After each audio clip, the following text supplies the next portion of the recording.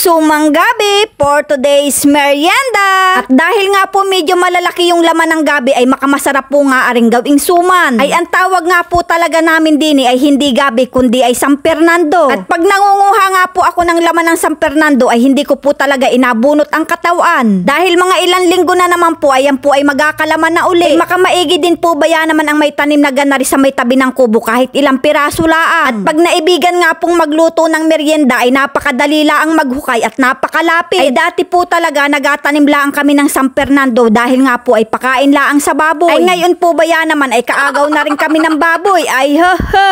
Dahil nga po sa laman ng San Fernando ay makamarami ka po talagang magagawang pang merienda. Kung gusto nga po ninyong malaman kung ano-anong pwedeng iluto sa San Fernando ay nandyan laang po sa aking mga vlog. Ay saktong-sakto nga po at tayo magaluto ng suman ngayon ay naulan. At makamasarap nga po aring merienda pagka naulan tapos ay may kaparis na kape. Ay simpleng-simple laan po talaga ang aking kaligayahan ang sumakmal palagi ng pagkain. Ay ho ho! Kaya nga po tayo ay laging makamasipag magluto ng pagkain. At pagkatapos nga po natin yung hugasan ay atin na nga po yung yadyarin. Ay tamang-tama nga po aring ating alutuing suman at naulan. Ay kung yung iba nga po pag naulan ay gusto ay natulog at namamaluktot sa higaan, ako naman po gusto ko ay nakain pagka naulan. Tapos ay mahigop ka ng napakainit na kape ay di baga po simple laang ang buhay. At lagyan na nga po natin yan ng kinayod na buko at saka po ay asukal. Nilagyan nga din po natin yan ng gata ng niyog para po talagang makamalinamnam. Ay di baga nga ni po simple laang ang ating lahok sa suman ay meron ka ng masarap na pang merienda. At atin nga laang po yung halu-haluin at kayo na nga po ang bahala kung gusto pa ninyong dagdagan ng asukal. At sa dahon nga po ng saging natin na dinangdang yan abalot. At umpisahan na nga po nating ibalot yan sa dahon ng saging nang tayo maya-maya ay may pang merienda. Ay ari nga po ang kagandahan sa probinsya at pagka po ikaw ay may asukal ay makakaisip ka ng magluto ng makamasarap na pang merienda. At ang mga panglahok nga po din kagaya ng gata ng niyog at saka po ay buko ay naandi nila ang sa tabing bahay. At yung dahon nga din po ng saging ay akunin mo na laang sa tabi ng bahay. At pag wala nga din po kayong gasol ay makakapagluto din po kayo at pagkadami din ng mga nagkalat na palapa ng nyo. Kaya nga po ay hindi ko rin masisisi yung mga matatanda ngayon na nasa Maynila ay gusto nang bumalik ng probinsya. At gusto na nga laang daw po nilang magtanim-tanim ng mga gulay-gulay. Kaya nga po yung ibang matatanda na napagtapos na yung pag-aaral ng kanilang mga anak ay gusto na nga pong bumalik din sa probinsya. Gusto na nga laang daw po nila ng simpleng buhay. Ay sa totoo laan po talaga mga kaprensi, mahirap din po talagang tumira din sa probinsya pagka wala ka naman talagang sariling lupa. Ayan, luto na nga po ang ating sumang gabi. Ay kasarap po talaga na rin kaparis ay kape lalo na po at makamainit-init pa. At kung gusto nga po ninyo ng suman at wala naman po kayong balinghoy, abay hindi na po yan problema. Dahil pwede nga po kayong magluto ng ganari at saka po ay saging na saba. Dahil nga po medyo marami-rami yung ating naluto, meron na tayong pang merienda, meron pa tayong pang almusal. Kaya naman mga kaprensi, ano pang inaintay natin dyan? Sakmala na!